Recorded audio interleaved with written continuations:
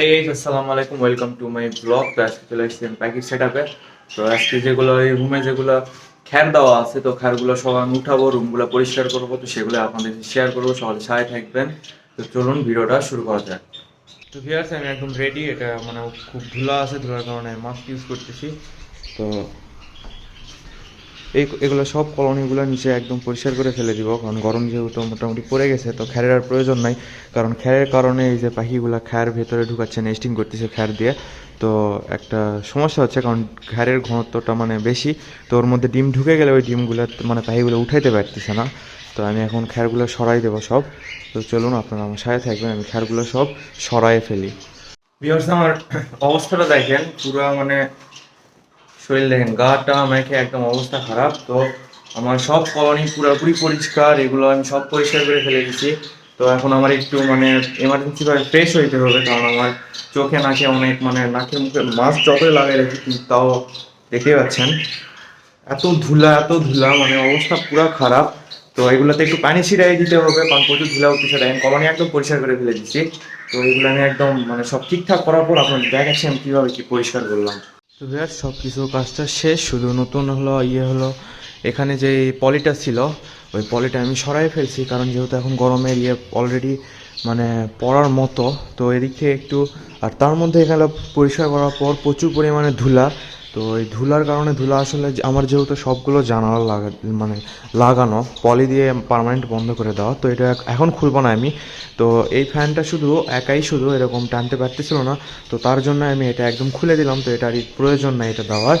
আর ইয়েটা হলো এখানে বাল্ব যেগুলো দেওয়া ছিল, এই যেমন এটা, তারপর এই যে এগুলা একদম চেঞ্জ করে সাদাটা দিলাম, কারণ এই ঘরটাতে যেমন রোদটা পাই, তো দরকার নাই এখানে ওরকম হলুদ মানে হিট বাল্ব চলার জন্য। তো এই কলোনি এগুলো সব পরিষ্কার করে দিছি, পানি ছিটাই দিলাম, কারণ প্রচুর পরিমাণে ধুলা উঠতেছিল। তো মানে শেষ হচ্ছিল না। তো পানি দেওয়ার পর দেখেন একদম মানে পরিবেশ একদম ক্লিন হয়ে গেছে।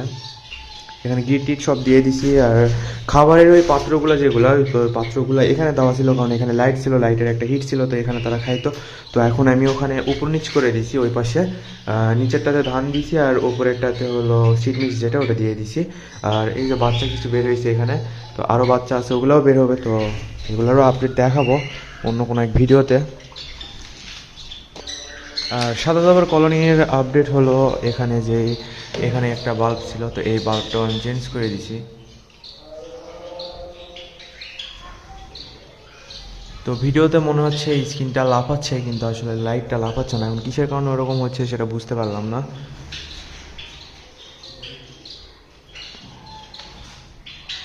এই যে সাদা দাবার কলোনিটা পুরোপুরি পরিষ্কার করে ফেলে দিছি, পানি টানি সব দিয়ে দিছি, গিট দিয়ে দিছি, খাবারের পাত্রগুলো এভাবে দিয়ে দিছি। প্রচুর ময়লা হয়েছিল এখানে, নিচে প্রচুর মানে চিটান পড়েছিল, সিড মিক্সের খোসা পড়েছিল, তো সব ওগুলো আমি তুলে ফেলে দিছি বস্তাতে, তুলে একদম সব নিচে নামানো শেষ। আর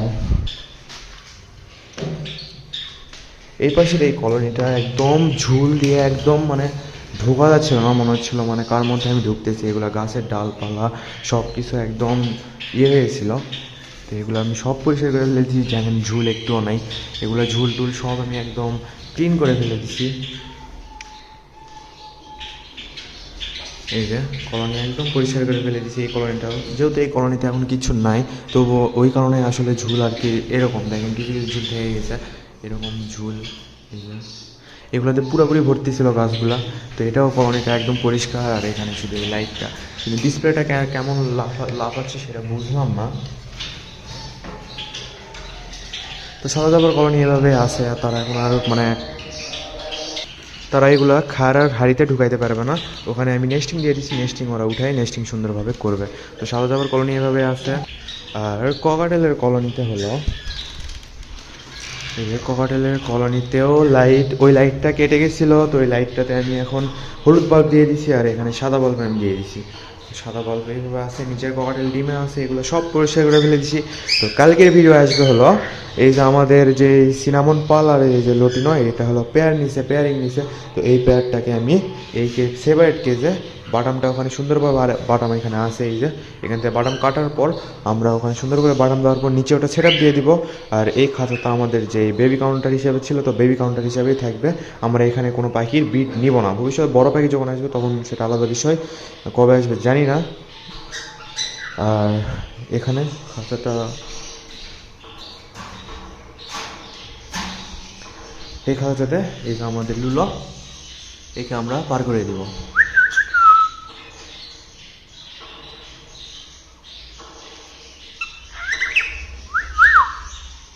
লুলু। তো ককাটেলের যে সেট আপটা, তো এটা এভাবে আছে, লাইট দেওয়ার পর অনেক সুন্দর লাগছে। তো লাইটগুলো আমি এখন অফ করে দেবো, কারণ এখন দরকার নেই। সেটা হলো অফ করবো আমি নিচে যেয়ে অফ করে দেবো। এটা আবার আমি সন্ধ্যার দিকে আমি দিয়ে দিব। কালো দাবার বাচ্চাগুলোকে খাওয়াচ্ছে, এই যে এখানে বাচ্চাগুলো কালো, এগুলো বাচ্চা, এদের খাওয়াচ্ছে ওরা। দেখেন জাবাগুলো নিচে পড়ছে, সাদা সবগুলো নিচে পড়ছিল, এত সুন্দর লাগতেছিল নিচে। ওরা মানে অনেকদিন পর নিচের একটা ইয়েটা পাইছে, পরিবেশটা পাইছে। আর অনেক ধুলা হয়েছিল, আমি যেটা বুঝতে পারলাম। মানে আমার অবস্থা একদম মানে খারাপ হয়ে, এই বাহিরের যেগুলো সেট আপগুলো আছে পুরোটা, তো এগুলো সব ক্লিন করে ফেলে দিছি।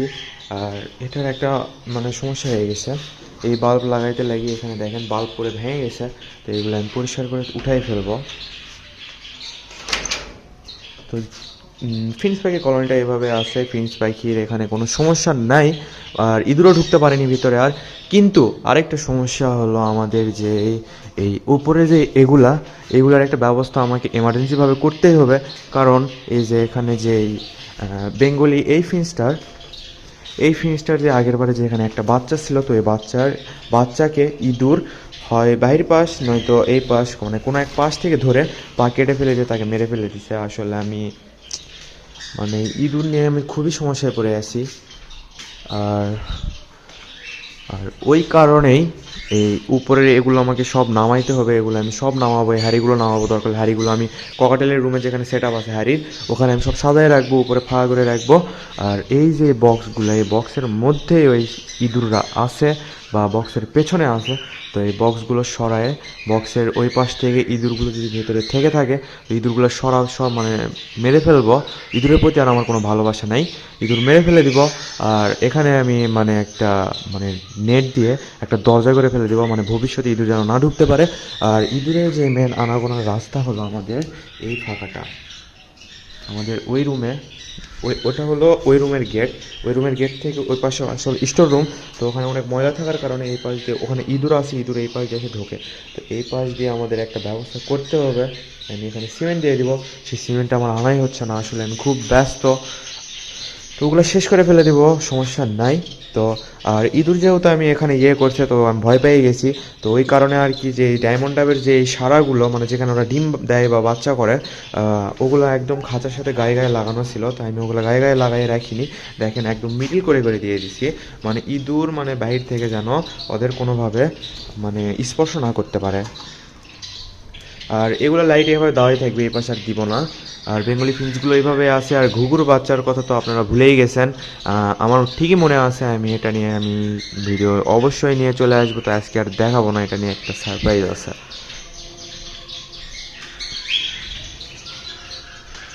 তো পাখির সেট আপ এভাবেই থাকলো, মানে গরম পড়তেছে, পড়ে যাবে।